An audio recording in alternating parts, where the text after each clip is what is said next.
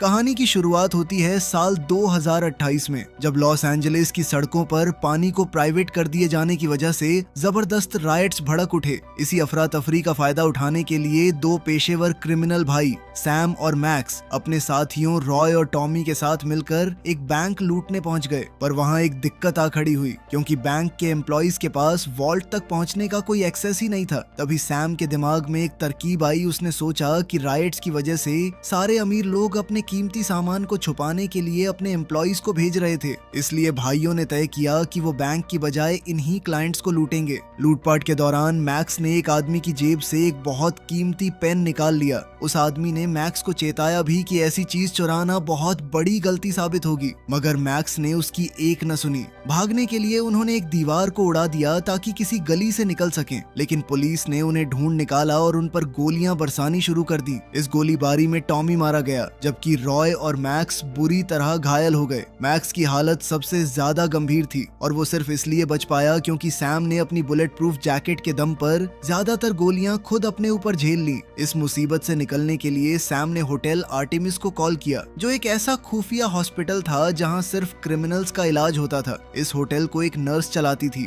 जिसे medical science की तो काफी अच्छी नॉलेज थी, लेकिन अपने एक फोबिया की वजह से वो खुली जगहों में जाने से डरती थी और इसी वजह से पिछले 20 साल से वो होटल से बाहर ही नहीं निकली। सैम को यह बताने के बाद कि उनके लिए कमरे खाली थे, नर्स ने अपने मरे हुए बेटे की एक तस्वीर को कुछ देर निहारा, फिर अपने हेडफोन्स पर म्यूजिक चलाकर कमरे तैयार करने के काम में जुट गई। उस वक्त होटल में दो और क्रिमिनल्स ठहरे हुए थे और दोनों ही उन कोड नेम्स से जाने जाते थे जो नर्स ने उन्हें दिए थे। इनमें से एक थी नाइस, एक इंटरनेशनल असैसिन, और दूसरा था बिली, एक बदतमीज आर्म्स डीलर। ये होटल सबसे नई हेल्थ केयर टेक्नोलॉजी से लैस था और नर्स अपने टैबलेट पर हर गेस्ट की लोकेशन तक ट्रैक कर सकती थी। यहाँ कुछ बेहद सख्त नियम भी थे, जैसे किसी दूसरे गेस्ट को न मारना, कोई पिक्चर्स या वीडियोस न बनाना, कोई हथियार साथ न लाना और मेंबरशिप का पैसा पहले ही चुका देना। नए गेस्ट्स के आते ही नर्स ने म्यूजिक बंद कर दिया, मगर उन्हें तब तक एक गेट के पीछे ही रोके रखा जब तक वो सारे नियम पूरे न कर लें। रॉय ने बेमन से अपना हथियार वहाँ छोड़ दिया, लेकिन जब उनकी कलाई पर लगी उस चिप को स्कैन करने की बारी आई जो साबित करती कि वो मेंबर थे, तो सिर्फ दोनों भाई ही इस टेस्ट में पास हुए, क्योंकि रॉय का निशान नकली निकला। एक्सेस से इनकार होते ही रॉय आग बबूला हो गया और सैम पर हमला करने के लिए उस पर झपट पड़ा। तब नर्स के पास एवरेस्ट को बुलाने के सिवा कोई चारा नहीं बचा, जो उसका निजी असिस्टेंट और सिक्योरिटी था। एवरेस्ट ने बड़ी आसानी से रॉय को दबोचा और एक इंजेक्शन लगाकर उसे बेहोश कर दिया, फिर उसे होटल से बाहर ले गया। दोनों भाइयों को होटल के अंदर अलग कोड नेम्स दे दिए गए।